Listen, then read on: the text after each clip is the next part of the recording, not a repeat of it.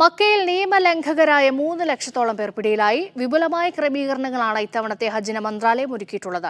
തീർത്ഥാടകരെ നിയന്ത്രിക്കുന്നതിനും സഹായിക്കുന്നതിനും Nusuk card സുപ്രധാന പങ്കുവഹിച്ചതായി ഹജ്ജ് ഉംറ മന്ത്രാലയം അറിയിച്ചു. നുസുക്ക് കാർഡ് നഷ്ടപ്പെട്ടാൽ ലളിതമായ നടപടിക്രമങ്ങളിലൂടെ വീണ്ടെടുക്കാമെന്നും മന്ത്രാലയം വ്യക്തമാക്കി.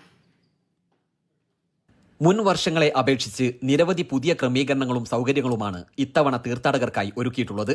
ഹാജിമാർക്ക് നുസ്ക് കാർഡ് നിർബന്ധമാക്കിയതാണ് അതിൽ പ്രധാനം.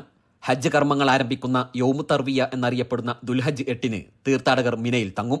എന്നാൽ ഹജ്ജ് പെർമിറ്റിനോടൊപ്പം നുസ്ക് കാർഡും കൈവശമുള്ളവർക്ക് മാത്രമേ മിനയിലേക്ക് പ്രവേശിക്കാനാകൂ.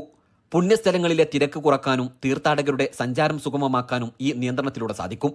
ഹജ്ജ് ചട്ടങ്ങൾ ലംഘിച്ചവരും പെർമിറ്റ് കൈവശം വെക്കാത്തവരുമായ 3 ലക്ഷത്തോളം പേർ ഇതുവരെ പിടിയിലായിട്ടുണ്ട്.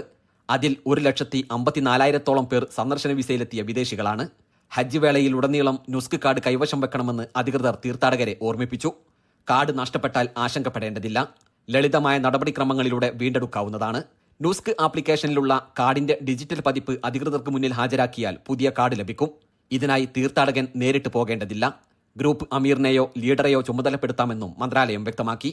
സുരക്ഷ, ആരോഗ്യം, സേവനം, ലോജിസ്റ്റിക്സ് മേഖലകളിലെല്ലാം വിപുലമായ ക്രമീകരണങ്ങളാണ് ഒരുക്കിയിട്ടുള്ളത്. ഓരോ തീർത്ഥാടകനും മികച്ച പരിചരണവും ശ്രദ്ധയും ലഭിക്കും വിധമാണ് ക്രമീകരണങ്ങൾ. Gafoor Kondotty, media 1, Mecca.